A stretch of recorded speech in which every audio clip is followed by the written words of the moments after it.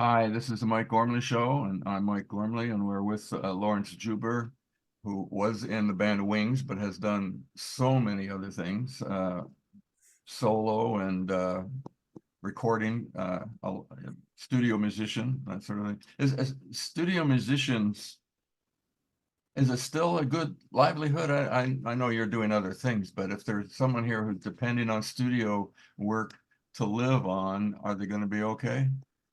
Hard to say. You know, these things go through phases. I mean, there's certainly, I think that the transition that really happened was that where it used to be that you would have a songwriter and you'd hire musicians to then record the song, that, you know, with the advent of, especially with kind of people wandering around with laptops and you know, Mhm. producing tracks, that the role of the musician kind of to some extent got incorporated into the songwriter side of things. So whereas back in the day, if you came up with a signature lick for a song, that was just, you know, part of your session fee as a, you know, as a musician. Now it tends to be the collaborative end of it tends to be more that you get writing credit for what you contribute to the song, because it's a less formal write a song and then go into the studio with hired musicians to do it. Now everybody's gathered around a laptop on a writing session, and you know, so but that's really for a younger generation. I mean, what I do is still to a large extent being able to walk in and just make a contribution to somebody else's song. Certainly, there are all kinds of prospects within the music business. But one of the things I learned from McCartney uh, that I really hadn't understood as a set purely as a session player is that the real money is in the music publishing. Mhm, mhm.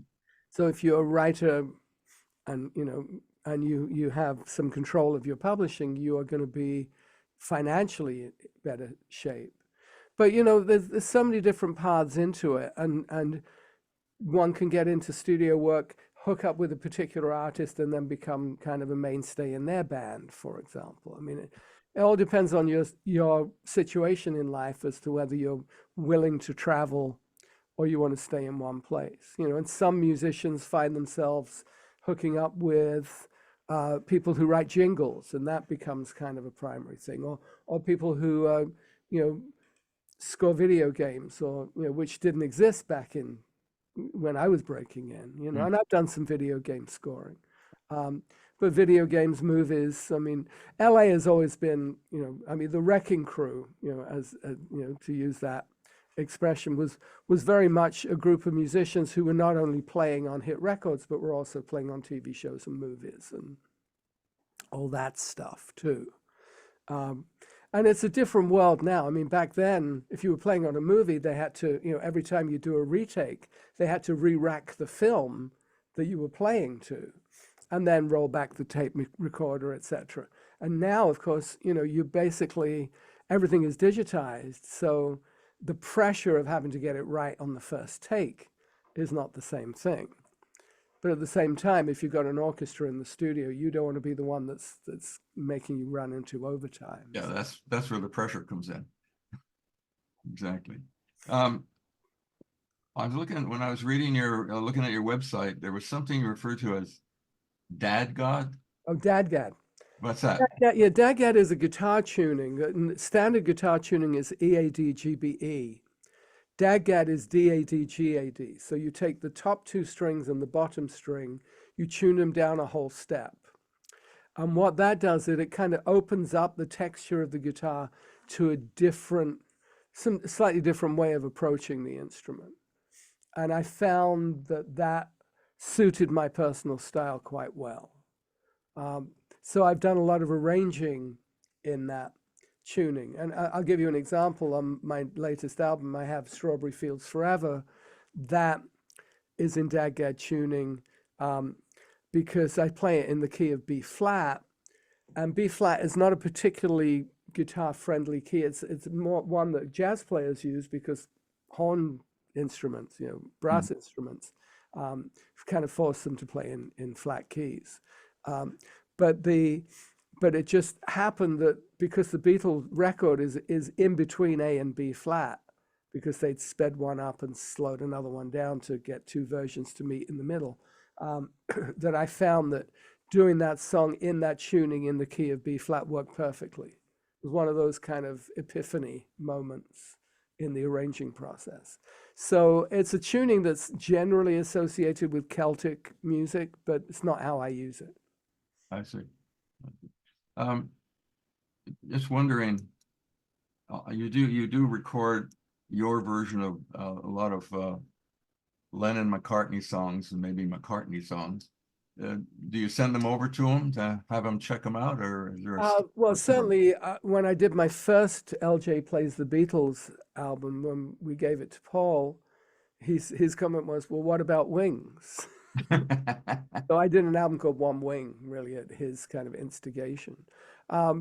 He seems receptive to it. You know, I think that it's something that I just kind of found my own space with, and he, you know, it's not like he said, oh, you can't do that. You know? No, he's giving you the thumbs up. But it's not just Beatles stuff. I mean, I did an album of Harold Arlen tunes some years ago. Oh yeah, no, I didn't mean to say that's all you do, not by any means. No, I've done a lot of arranging of jazz standards and pop standards and stuff. And it's but I really started the process as a composer.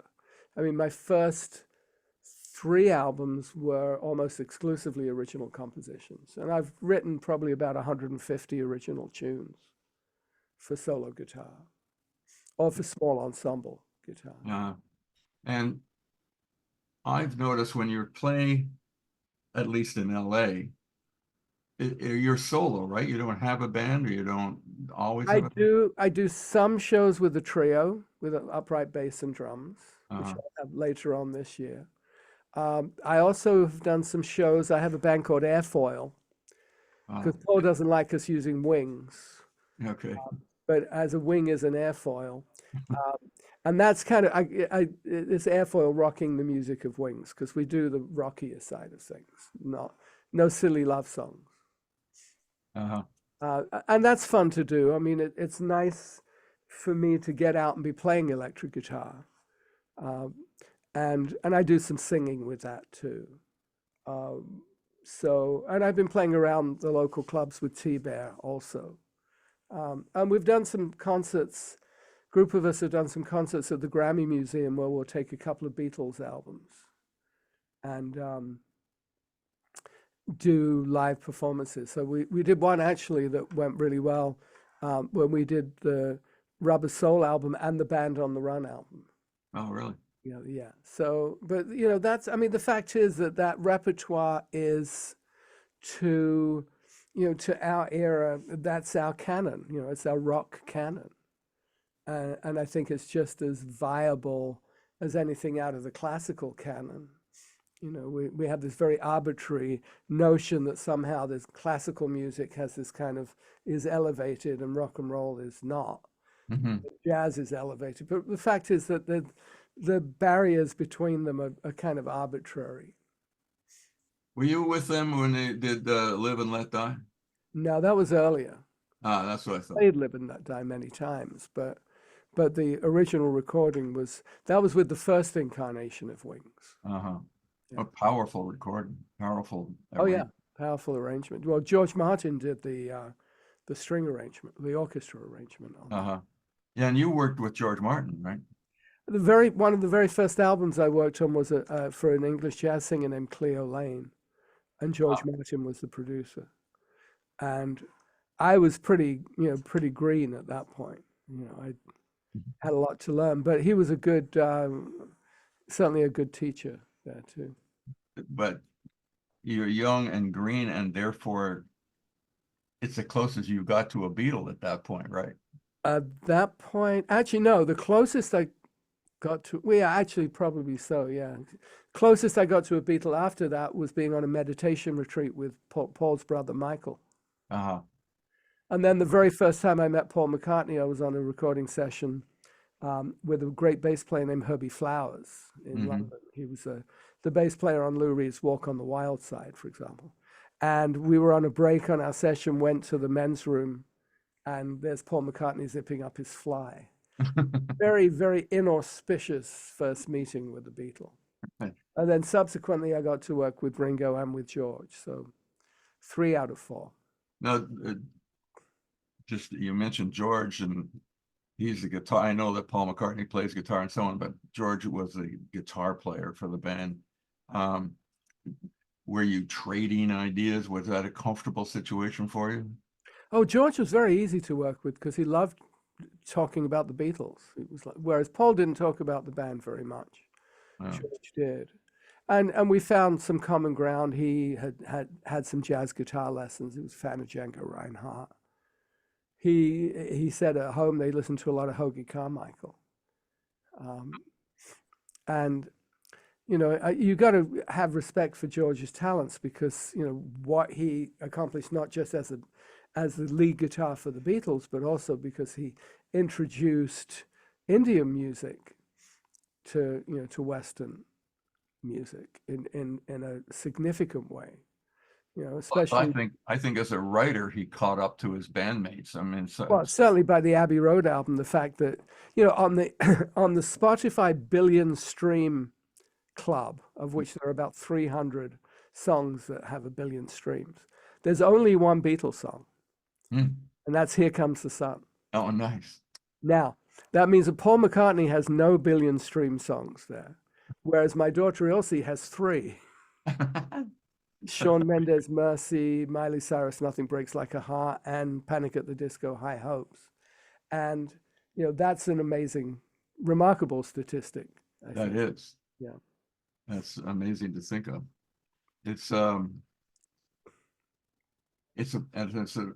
Being a musician these days is an amazing world, at least from outside here, there's the struggle, and there's probably very high points along the way. Would someone came to you about it, would you suggest be a musician in your life, or how would you look at that? Well, I think it really comes down to passion. It comes down to can you be anything other than a musician? I know in my case, I would not be happy if I was doing anything other than that. Now, of course, I've done, you know, production work, I've done composing work, but it's all one way or another, it's still related to being a musician. And I think that if you've got the passion for it and you've got the resilience and the dedication, that you have the opportunity to succeed. But I do recommend understanding the business of it, joining the union, taking advantage of the potential revenue streams that come along with playing on recorded music. And if possible, getting involved as a writer, songwriter, and that's a very competitive field too. So, but I think you've got to have the dedication and the passion and the resilience. Well, like any artist, there is a struggle, but I would, the satisfaction of finishing something, being able to listen to it or look at it or whatever the case might be, is enormous. Well, absolutely. And the technology allows you to do that. I mean, my grandkids have songs on Spotify. Oh, okay. You know, and they're like, you know, 7 and 8 and 10. Oh, fantastic. But, you know, and it's like, you know, in my day, I washed my next door neighbor's car to make some pocket money. Now they put songs up on Spotify. But Yeah, it just goes to show, you know, so the record business, you know, back in the day was purely a retail business. Yeah. Whereas now it's the technology kind of shifted the focus. And to some extent, it's still a retail business. I mean, one puts out an album, you know, we just had Record Store Day, and, you know, that's whatever promotions that you can do in order to be able to get people to actually buy something physical. So to own the experience as opposed to functionally renting the experience, whether it's, you know, on Spotify or Apple Music or YouTube or whatever.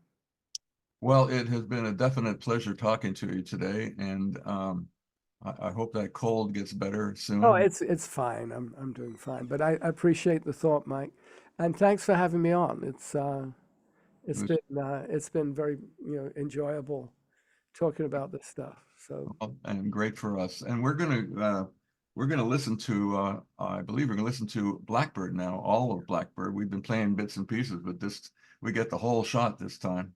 and just when you listen to it, just think about I'm in DAGAD tuning, so I'm not in standard tuning. I'm in the key of A. The original is in the key of G. And the Uh, reason I do that is because that's how I can play the melody and still hint at the accompaniment. okay. Whereas if I was in standard tuning in G, I'd have a hard time working the melody in because what we associate with the guitar part on that is very much an accompaniment part. See, that shows just how intricate it can get to, you think, oh, I'll pick up the guitar and I'll play whatever, but no, man, there's a whole other world you're going into. Well, if you're going into instrumental renditions of songs, yes. If Yeah, one is singing the song, it's a different issue because sure. then the guitar's playing an accompaniment role. But when it's the focus, then it becomes more complex. All right. Well, Lawrence Juber has been talking to us, and it's been a pleasure to listen to what he has to say about various things. And we're going to wind down now with Blackbird from his new album. And there's a web. Why don't you give a website? Uh, Website is laurencejuber.com, LAURENCEJUBER. If you spell it with a W, it'll still get you there. okay. I do have an artist page on Facebook. You can find me on Threads, on Instagram. And I have a mailing list too. All right. Wonderful. Thanks so much for being here today. Thank you very much for having me, Mike. Safe Appreciate it. travels. Thank you. This is the Mike Gormley saying goodbye from the Mike Gormley Show. Thanks so much for listening. Bye-bye.